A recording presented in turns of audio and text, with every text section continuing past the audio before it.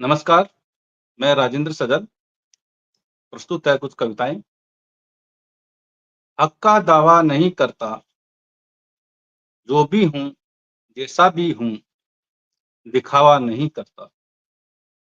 धूप, बारिश, सर्दी, गर्मी, नंगे पाँव, बिन छाँव, चलता रहा हूँ। वर्षों-वर्षों नहीं कोई ठाँव, तपती रेत, सुलगते पहाड़, तपती रेत, सुलगते पहाड़, काँटों भरा पथ, श्वेत से लथपथ, नाव बिन पतवार, दरिया और दलदल को कर पार, पहुँचा हूँ तेरे द्वार, सुख की आड़ में चला गया हूँ और जाने कब तक चला जाऊँगा। तुम्हारी घनी छाँव देखकर बैठ गया हूँ, तुम्हारी घनी छाँव देखकर बैठ गया हूँ। तुम जब भी कहोगे उठकर चला जाऊँगा। अगली कविता है इस दौर में प्रेम कविता संग्रह से। हमारे बच्चे लिखेंगे, घृणा के जो बीज तुम बो रहे हो, जब वो अंकुरित होंगे, पाँव तुम्हारे भी छिलेंगे। जब वह झाड़ झंखाड़ सा फैलेगा, दामन तुम्हारा भी भिंदेगा। जब वह और भी बढ़कर छतनार होगा, तुम और हम नहीं रहेंगे। तब उसकी जहरीली छाँव में खेलेंगे बच्चे, हमारे ही नहीं तुम्हारे भी। याद रखना, सत्ता के जिस मद में चूर होकर तुम फुफकार रहे हो, आने वाली पीढ़ियां लिखेंगी, हमारे पूर्वज बंदर नहीं सांप थे।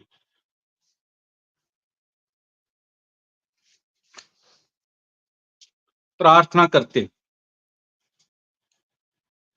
प्रार्थना करते हुए, सबके अपने अपने ईश्वर हैं, अपने अपने देवी देवता, सबके मन में श्रद्धा है, आस्था है, विश्वास है। सब लगे हुए हैं स्मरण में, सीमा पर सैनिक बंदूक ताने हुए, बम बनाते हाथ, परमाणु बम की पहरेदारी करती निगाहें, टैंक से रोंदते हुए सेना का कप्तान, मिसाइल दागते हुए हाथ, जान बचाकर भागते लोग, आत्मघाती हमला करते आतंकवादी, धर्म रक्षा में कत्ल करते उन्मादी, आलीशान इमारत में रणनीति बनाते हुए शासक, आलोचकों को ठिकाने लगाते सत्ता पक्ष, ऊपर मुंह करके थूकता गिरियाता विपक्ष, पुल निर्माण में घटिया सामग्री लगाते ठेकेदार, झूठे आंकड़े बनाती सरकार, रिश्वत लेते अधिकारी, बलात्कार की घात में बैठे व्यभिचारी, अपवित्र कहकर लत्याते पुजारी, पुरुषों की उम्र बढ़ाती घर में प्रताड़ित होती नारी, गरीब का निवाला छीनते कर्मचारी, मिलावट कालाबाजारी करते व्यापारी, दुत्कारे जाते फिर भी मंदिर जाते अछूत, जहां बैठे नकली साधु रमाए भभूत। हर कोई अंजाम दे रहा है अपने काम को प्रार्थना करते हुए, और ईश्वर सबकी प्रार्थनाएं कर रहा है स्वीकार। इसी संग्रह से अगली कविता है, हम अनपढ़ हैं। हम अनपढ़ हैं तुम्हारी भाषा के, तुम्हारी भाषा में लिखी हुई तमाम पोथियों को हम पढ़ नहीं सकते, ठीक तुम्हारी तरह।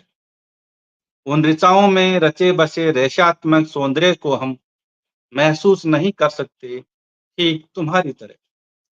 आदर्श के खोल में लिपटी छल, वासना और व्यभिचार की कथाओं और कठिन सूत्रों मंत्रों पर हम भाष्य नहीं लिख सकते। हम उनमें व्याप्त प्रेम और शांति के गीतों को गुनगुना नहीं सकते, ठीक तुम्हारी तरह, क्योंकि हम अनपढ़ हैं तुम्हारी भाषा के। तुम अपने पढ़े होने पर खूब इतराते हो, जबकि सच्चाई यह है कि तुम भी पढ़ नहीं सकते हमारी बेबसी को, क्योंकि तुम भी हो अनपढ़। तुम्हारी देहरी पर कुत्ते के पीछे बैठे अधनंगे मेरे पूर्वजों की पीठ पर तुम्हारे पुरखों द्वारा पाद प्रहार से लिखी गई घृणा गाथा को तुम पढ़ नहीं सकते। हमारी चेतना पर लगाए गए दाग, दाहक जीवाशें तुम पढ़ नहीं सकते। मेरे पुरखों के चेहरे पर उभरी दर्द की लकीरों को और हमारे भीतर आक्रोश की खतबदाती खिचड़ी को तुम पढ़ नहीं सकते। हमारे भोगे हुए पर भाष्य तुम भी नहीं लिख सकते। ठीक वैसे ही जैसे तुम्हारे लिखे हुए पर हम नहीं लिख सकते, क्योंकि हम अनपढ़ हैं एक दूसरे की भाषा। अगली कविता है, जब आजाद हुए लब तो। तुम्हारे विधान की मार हम कुछ यूं सह गए, पानी थे कोई पत्थर तो नहीं, कभी बर्फ बन गए, कभी भाप बन गए, कभी ठहर गए, कभी बह गए। बातें खामोश रही, चुप्पी चहकती रही, प्रेम किया तो इस तरह, चांदनी ठहरी रही, रात बहकती रही, दरकती रही दीवारें, टूटता रहा बांध, नदी मुक्त हो बहती रही, किनारों ने पाया विस्तार, जब आजाद हुए लब, सदियों की दास्तान कह गए, सुबह चर्चा थी, धरती हिली थी, कहीं मंदिर, कहीं हवेली, तो कहीं किले ढह गए।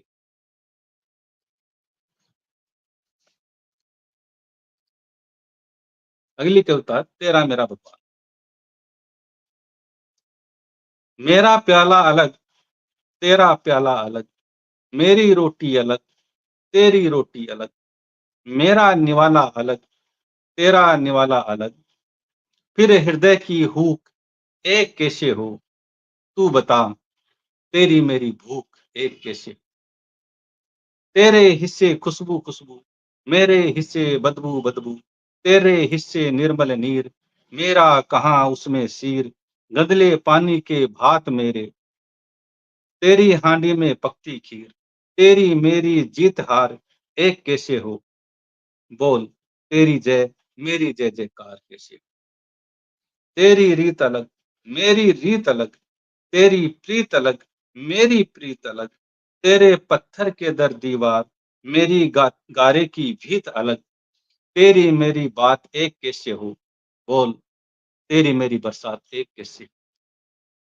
मेरा छुआ अलग, तेरा छुआ अलग, तेरा दुख अलग, मेरा दुख अलग, तेरा मेरा काज एक कैसे हो, बोल, तेरा मेरा राज एक कैसे हो।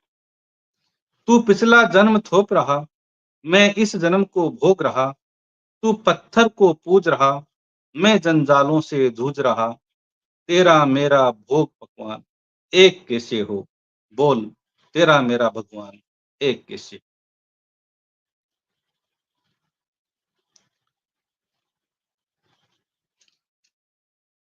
अगली कदम, मैं लौट आया गली के मोड़ से, उसी मोड़ से जहां कभी हम अक्सर मिल जाया करते थे, और उर्रा हो जाया करती थी मन और देह एक दूसरे को देखने भर से। आसमान में छाने लगती थी घटाएं, हम और तुम वही तो भीगे थे पहली बार, और मैंने कहा था कि ये धरती की पहली बरसात है। तब तुम खिलखिलाकर हंसने लगी थी, तभी अंकुरित हुआ था सृष्टि का बीज, उसी पुरानी हवेली के ढहे हुए कोने में, जहां लटकी है एक तख्ती जिस पर लिखा है, ये हवेली विवादास्पद है। लोगों की आवाजाही और गाड़ियों के शोर से भरी हुई सड़क उस समय तुम्हारे और मेरे बीच किसी सरहद से कम नहीं थी। मैं जब भी सड़क पार करके तुम्हारी तरफ आता था, तब तुम मुझे लगता था कि मैं कोई तस्कर, और दुनिया की सबसे नशीली चीज केवल और केवल मेरे पास है। उस सड़क पर मैं छोड़ आया हूँ, हम दोनों की गुथी हुई गंध में लौट आया। तुम्हारे सुर्ख गालों पर मचलती मन की मौजों को और बिखरी लटों में उलझी हुई झुंझलाहट, होठों की भीगी थरथराहट वहीं छोड़कर, वह झूलती हुई तख्ती आखिर किस दिन काम आती। मैं उसी पर सब सिकवे गिले टांग आया हूँ, मैं लौट आया हूँ, जानती हो क्यों? क्योंकि वक्त रहते सौंप देना चाहता हूँ ये विरासत नई पीढ़ी को, ताकि मैं जीते जी देख सकूं इसको फूलते फलते हुए मैं लौट आया। ये कविता है अपनी अपनी जिंदगी। यहाँ किसी ने तय नहीं किया अपना जन्म, और किसी ने नहीं चुना देश प्रदेश, भोजन भाषा, जाति धर्म घर बस्ती या गांव, यहाँ तक कि नहीं चुना अपना नाम। होश संभालते ही कानों में पड़ी प्रार्थनाएं, फिर पकड़ कर बैठा दिया गया स्कूल की प्रार्थना सभा में। हम करते रहे विद्या की देवी के सामने बैठकर ईश्वर से प्रार्थनाएं। युवा होने तक गुजरते रहे इस प्रक्रिया से। वो मंत्र, प्रार्थनाएं और ईश्वर भी हमने नहीं चुना। वे पाठ जो रट रट कर लिखते रहे हैं, हमने नहीं चुने। इन सब से जब ऊब चुके, अंकुरित हुआ प्रेम। और यह वह पहला वक्त होता है जब हम मुक्त होने लगते हैं उन घेरों, दीवारों, बाड़ों से जिनको हमने नहीं चुना, जिसमें पहली बार हमको चुनने का अवसर मिला, और उसी का हुआ घोर विरोध। नकार दिया गया हमको, यहाँ तक कि जीवन भी लगा दांव पर, और अंततः हटना पड़ा पीछे। लगाते रहे मलहम परिवार प्रतिष्ठा की हृदय के घाव पर। करते हुए बहुत कुछ सुना अनसुना, हमको लौटना पड़ता है अंततः उन्हीं घेरों में जिनको हमने नहीं चुना। फिर वही पेट और परिवार, मकान, झूठी शान, किस्तें भरते, भाग दौड़ करते करते, या फिर चूल्हे चौके में खटते खपते एक दिन फूलने लगती है सांस। फिर सिमटने लगते हैं एक कोने में जिसको भी हमने नहीं चुना। बावजूद इसके होठों पर चिपकाए मुस्कान, जिए जा रहे हैं अपनी अपनी जिंदगी। इस अपनी अपनी जिंदगी में अपना कितना है, कोई बताए तो।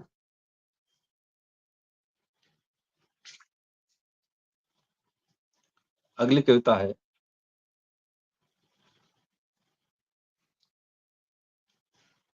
तुम होती तो। पंछी लगाने लगे थे चक्कर, करुण क्रंदन करते हुए।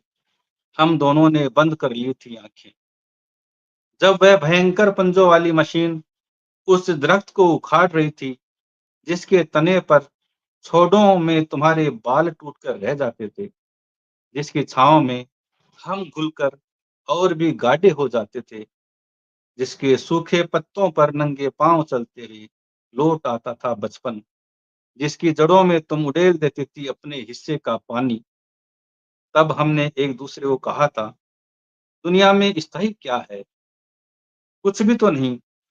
उस दिन के बाद उजड़ गया पूरा जंगल। उजड़ने को तो बस्तियां भी उजड़ती हैं और फिर बस जाती है। शहर उजड़ते हैं फिर बस जाते हैं, किंतु जंगल बस उजड़ता है।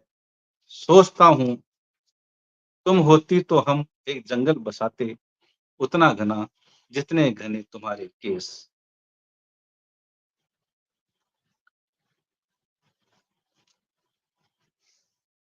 कविता रोटी की विचारधारा। तुम मांगते हो अपने हिस्से की रोटी, जबकि उनकी थाली में रोटी नहीं है। वो रोटी नहीं खाते, मलाई मक्खन दही खाते हैं, स्टाम्प डायरी वही खाते हैं। जल जंगल जमीन खाते हैं, अखबार पत्रकार का जमीर खाते हैं।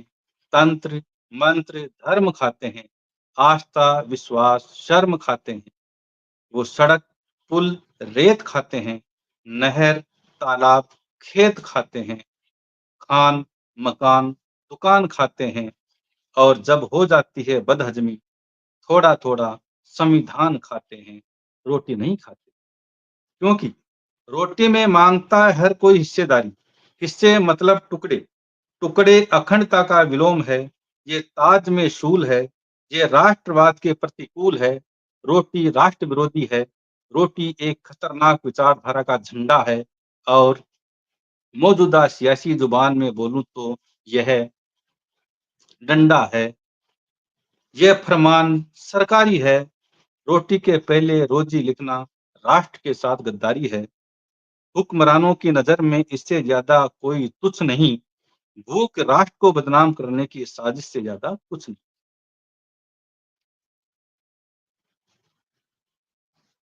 यहाँ सब कुछ जायज़ है। कविता है, यहाँ सब कुछ जायज़ है। मैं राजा होता तो जब चाहे शुरू कर सकता था युद्ध। मैं आम आदमी हूँ, युद्ध शुरू नहीं कर सकता, उसमें भाग ले सकता हूँ, प्रत्यक्ष-अप्रत्यक्ष। कौन सही, कौन गलत पर बहस कर सकता हूँ। चौराहे, चौपाल, चाय की थैली पर बीड़ी फूँकते हुए। मेरे भीतर उमड़ती नफ़रत को उगल सकता हूँ, किसी को जाति, धर्म के नाम पर गाली देकर सरेआम। मैं झगड़ा कर सकता हूँ, किसी भी राजनीतिक पार्टी के पक्ष में भरे बाज़ार। मैं अपनी पत्नी को गरिया सकता हूँ, सब्ज़ी में नमक कम होने पर, परिजनों के सामने। मैं उसको पीट सकता हूँ गली-मोहल्ले के बीच में, वह जब भी करे हक की बात। मैं शराब के नशे में कर सकता हूँ गालियों की बौछार, ऊँची आवाज़ में अश्लील इशारों के साथ।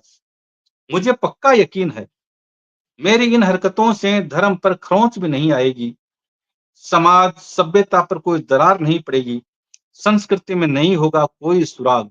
किंतु जिस दिन मेरे हृदय में उमड़ आएगा किसी के प्रति स्वच्छंद प्रेम, और मैं चूम लूँगा भरे बाजार, सरेआम, गली या मोहल्ले के बीच, तुम्हारे धर्म, समाज, सभ्यता, संस्कृति की टूनें हिल जाएँगी। यहाँ सब कुछ जायज़ है खुलेआम, सिवाय प्रेम के। अगली कविता है, तुम उठो स्त्री। मैंने खोदी मिट्टी, तुम चाक घुमाने लगी। मैंने उठाया हल, तुम जुत गई बैल के साथ। मैंने उठाए मरे मवेशी, तुम खाल खींचने लगी। मैंने उठाया झाड़ू, तुम मैला ढोने लगी। मैंने तपाया लोहा, तुम घन चलाने लगी। मैंने चुनी कपास, तुम चरखा चलाने लगी। मैंने उठाया फावड़ा, तुम तगारी उठाकर साथ चल दी। मुझे लगी प्यास, तुम मटका भर के ले आई। मुझे लगी भूख, तूने चूल्हा जलाया। मेरे भीतर उमड़ा प्रेम, तुमने अपने भीतर मुझे समेट लिया। दुख आया तो मुझसे पहले गीली हुई तुम्हारी आंखें। मैंने कहा मेरी औरत, तुमने कहा मेरा आदमी। फिर किसने बनाया दासी और स्वामी? फिर किसने बनाया दासी और स्वामी? किसने बांधे तेरे पाँव में घुंघरू? किसने मजबूर किया जिंदा जलने को? किसने बनाई देवदासी? किसने बनाया देह को धंधा? किसने भेजा विरोधी की हत्या करने? किसने भोग्या बनाया? किसने पूजा की तुम्हारी? किसने किया तुम्हारे सिर का मुंडन? किसने बांधा तंत्र मंत्र में? किसने कैद किया दीवारों में? किसने बांधा अंधभक्ति वृत्ताचारों में? ओ स्त्री, उठो और ठोकर मार ढहा दो उन सब इमारतों को जहां रचे गए हैं षड्यंत्र तुम्हारे खिलाफ अक्षर अक्षर। जला दो उन तमाम गुलामी के दस्तावेजों को जिन पर हैं अदृश्य हस्ताक्षर। कविता है, तुमने क्या किया।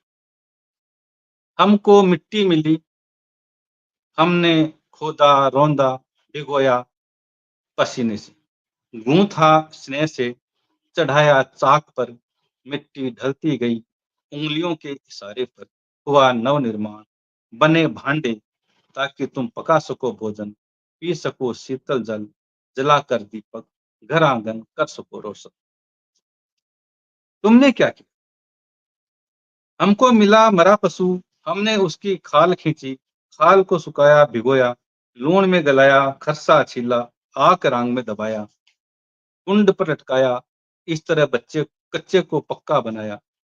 फिर बनाए खेती के लिए चरस, तुम्हारे पाँव के लिए जूतियां, पानी के लिए मश्क, घोड़े की जीन और लगाम, ताकि तुम कर सको सवारी आराम से। तुमने क्या किया। हमने बनाए खेत, उपजाया अन्न और कपास।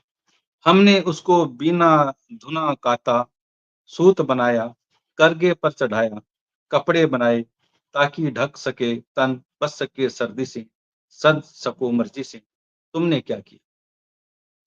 हमको मिली लकड़ी, उसको छील छाल कर बनाए चरखे करगे, बनाए किवाड़ पलंग,